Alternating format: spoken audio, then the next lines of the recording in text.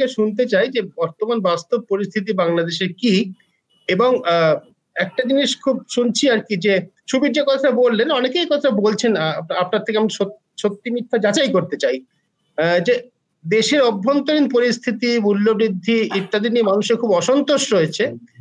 সেই জন্য এমন একটা ঘটনা যাতে মানুষ ঝাঁপিয়ে পড়বে, খুব আবেগ থাকবে, সেরকম তৈরি হলে সরকারের খুব সুবিধা হয়, সেরকম একটা কথা অনেকে বলছেন। সব মিলিয়ে আপনার বক্তব্য শুনতে চাই। ফরিদ ভাই প্লিজ বলেন। অন্তর্বর্তী সরকার একটা প্রেক্ষাপটে তো এসেছে, গণ আন্দোলন, এবং তার যে মূল যে চ্যালেঞ্জটা ছিল প্রথম দিকে, সেটা হচ্ছে যে আইন শৃঙ্খলা পরিস্থিতিটাকে স্বাভাবিক করা এবং দ্রব্যমূল্য, আপনি যেটা বললেন যে মানুষের, তখনই শেখ হাসিনা সরকারের সময় এটা 10% উপরে ছিল, এবং সেটাকে আরো কি করে সাধারণ মানুষের নাগালে নিয়ে আসা। এ দুটো আরো তাদের তো অন্যান্য বিষয়গুলো আমি বাদই দিলাম, আপনি যে প্রসঙ্গটা তুলেছেন এই দুটো বিষয়। এই পর্যন্ত আজকে এসে 5ই আগস্টের পর থেকে আজকে 27-28 নভেম্বর আমরা যা দেখতে পাচ্ছি, এই দুটোতে খুব একটা উন্নতি তো হয়নি, বরং অবনতির দিকে যাচ্ছে। রবিবার আপনার ঢাকার বেশ কয়েকটি কলেজ একে অপরের সাথে ছাত্ররা, শিক্ষার্থীরা প্রচন্ডভাবে সংঘর্ষ, সোমবার তারা আবার সংঘর্ষে লিপ্ত হয়ে যায় এবং বিভিন্নভাবে লুটপাট, একটি কলেজকে তছনছ করে দেয়।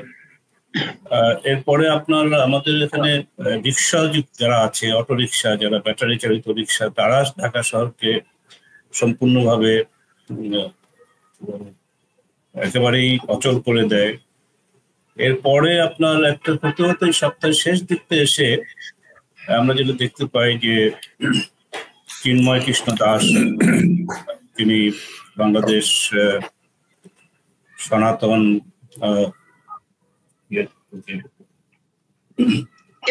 ইসকনের একজন তার আরেকটি সংগঠন আছে, যেটা হচ্ছে বাংলাদেশ সনাতন সম্মিলিত মঞ্চ বলে। এটারই মূলত তিনি এখন মুখপাত্র, কারণ ইসকন দিক থেকে বলা হচ্ছে তিনি ছিলেন কিন্তু তিনি এখন আর নেই, তাকে বহিষ্কার করেছে, বিতাড়িত ইত্যাদি। তো কিন্তু তার অনেক অনুসারী আছে, এবং তিনি রংপুরে গিয়েছিলেন। রংপুরে বেশ একটা বড় সমাবেশ, বড় র্যালিতে তিনি ভাষণ দেন। ওই ভাষণ দেওয়ার পরে আপনার ঢাকায় এলে, ঢাকাতে বিমানবন্দরে, আন্তর্জাতিক বিমানবন্দরে তাকে ডিবি পুলিশ গ্রেপ্তার করে, সেখান থেকে পরে তিনি চিটাগং আদালতে নিয়ে যায়, এবং সেখানে তার অনুসারীরা আগে থেকেই অনেক ভিড় করেছিল। ঢাকাতেও তারা প্রতিবাদ করেছে, বিক্ষোভ করেছে, এখন পুলিশের সাথে সেখানেও সংঘর্ষ হয়েছে শাহবাগের ওখানে, এবং তিনি কার্যালয়ে রাখার সময়ও সেখানে অনেক সমাবেশ ছিল। তার ভক্তরা সবাই জয় শ্রীরাম বলে বিভিন্ন রকমের স্লোগানে মুখরিত করেছিল। বাকি ঘটনাগুলোর জন্য বলছে যে সেটার পরে আপনার যা ঘটলো সেটা হচ্ছে যে তার জামিন নাকচ হওয়ার পরে প্রায় 2 ঘন্টা থেকে আড়াই ঘন্টা পুলিশের গাড়িটা তাকে নিয়ে জেলখানায় যেতে পারছিল না। জেলে না যে সবাই শুয়ে পড়েছে, কেউ আটকে দিয়েছে। 2.5 ঘন্টা পরে পুলিশ প্রথমে লাঠিচার্জ, পরে টিয়ার গ্যাস এবং তারপরে সাউন্ড গ্রেনেডও ব্যবহার করছে। অর্থাৎ পুরো জায়গাটা একটা যুদ্ধক্ষেত্র হয়ে যায়।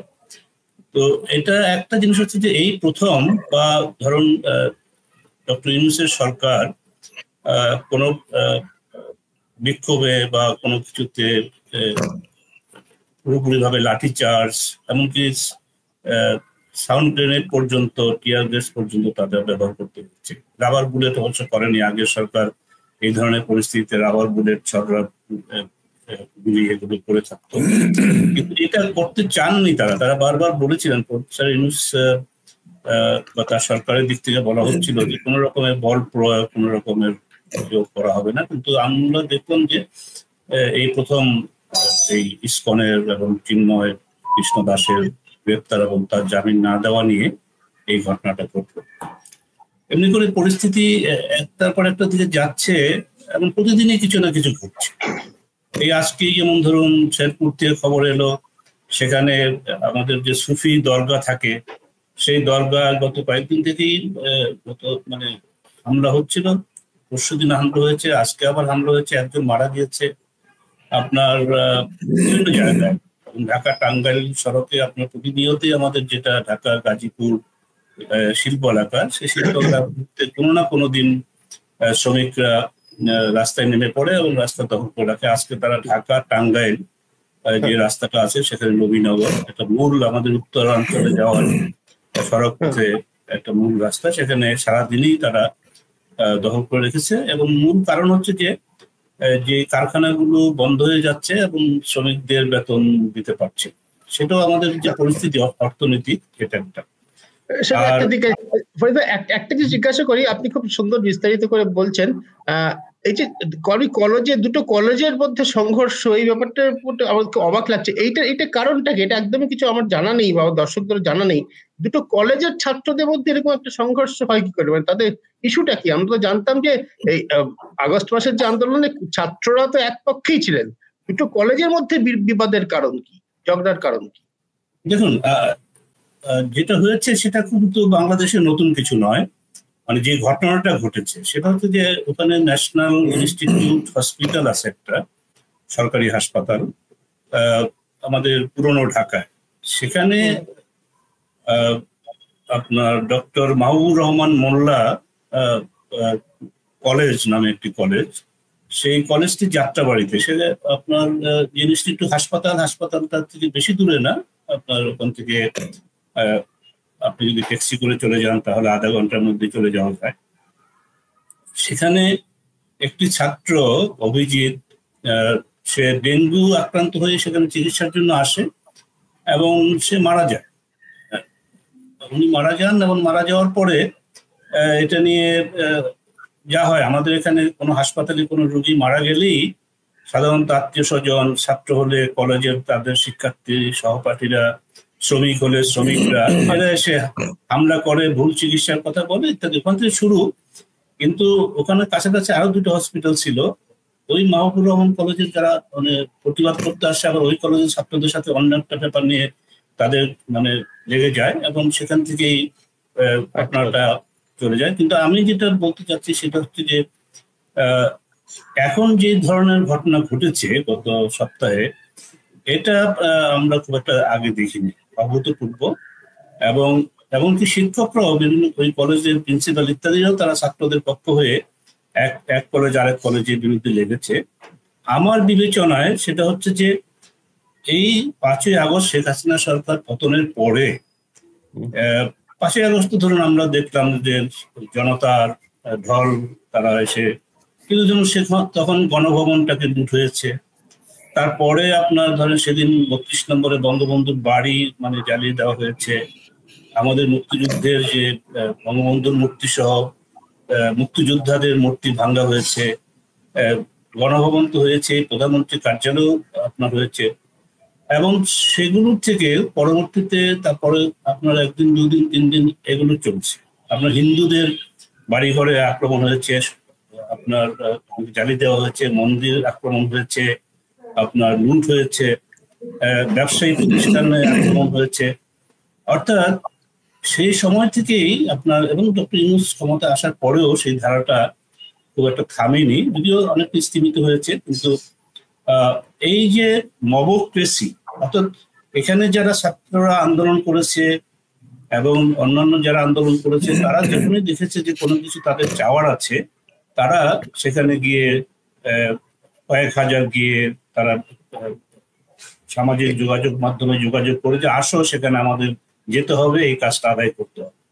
এমনি করে এসএসসি পরীক্ষার্থীরা পরীক্ষা না দিয়েই পাশ করেছে, তারা ঘেরাও করেছে সচিবালয়।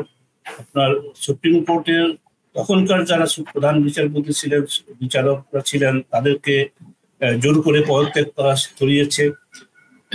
অনেক শিক্ষা প্রতিষ্ঠান শিক্ষকদের, প্রিন্সিপালদের জোর করে পদত্যাগ করিয়েছে। অর্থাৎ এই মবক্রেসিটা এখনো চলছে। অর্থাৎ এই ছাত্রদের মধ্যে বা একটা সমাজের শ্রমিকদের মধ্যে বা অন্যান্য যারা আপনার অটো চালকদের মধ্যে, এমনকি যারা চাকরির বয়স বাড়াতে চায় ইত্যাদির মধ্যে, সকলের মধ্যে একটা ধারণা জন্মেছে যে ডক্টর ইউনূসের সরকার এটা মানবিক সরকার, গণতান্ত্রিক সরকার, তার উনি কিছু করবেন না, উনি লাঠি পেটাও করবেন না। আর উনি তো প্রথম দিকে এসেই প্রথম ভাষণেই বলেছেন যে আমি কারোর প্রতি গুলি করব, আমার সরকার কারোর প্রতি গুলি করব। সুতরাং সবাই ভাবছে যে আমাকে তো এইভাবে দাবিগুলো আদায় করতে হবে, আমি আদায় করতে পারি, এবং তারা করেছে, অনেক ক্ষেত্রেই করেছে। আপনার বিডিআর এর একটা অংশ বিদ্রোহ করেছিল, তাদেরকে তারা ছাত্ররা গিয়ে দমিয়েছে, অনেককে জেলে পাঠিয়েছে। এখন আমি পরীক্ষার কথা বললাম, আমি চাকরির বয়স তারা আন্দোলন করে সরকারি চাকরি হওয়ার বয়স সেটা 30 ছিল, সেটাকে তারা আন্দোলন করে 32 করেছে। এখন আবার সেটাকে তারা 35 করার জন্য আন্দোলন করছে। এবং এই যে একটা বিভাজন, মানে অর্থাৎ আপনার আমি জোর করেই করতে হবে আমাকে। এই পয়েন্টটা নিয়ে একটু আমরা আলোচনা করবো। ভাই আসবো আপনার কাছে, সৌম্যদা, গৌতম দা রয়েছেন আমাদের সঙ্গে। আপনি যেটা বলছেন সুবীর, এটা উল্লেখ করছেন না, মোবোক্রাসি সেই রোমান যুগে যেটা ছিল আর কি, যেটা বলা হতো সেই জুলিয়াস সিজারের সময়, মার্ক অ্যান্টনি বিখ্যাত স্পিচ আছে যে Brutus is an honourable man বলে শুরু করে শেষ পর্যন্ত ব্রুটাসকে আক্রমণ করার দিকে মানুষকে নিয়ে যাওয়া, বক্তৃতা দিয়ে তারা দিয়ে। তার কিছু সেই জাতীয় উদাহরণ আমরা বাংলাদেশে দেখতে পাচ্ছি। এই যেটা আপনি বললেন খুব গুরুত্বপূর্ণ। আমি